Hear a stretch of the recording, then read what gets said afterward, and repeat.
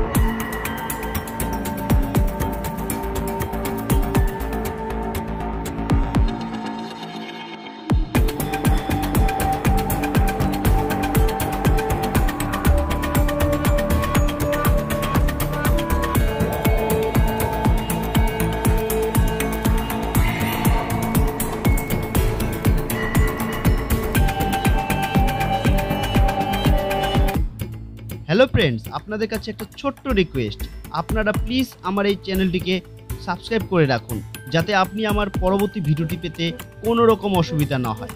আর হ্যাঁ, আপনারা অবশ্যই জানান আপনি কোন বিধানসভার অন্তর্গত এবং কোন দলকে সাপোর্ট করেন, জানান আমার কমেন্ট বক্সে।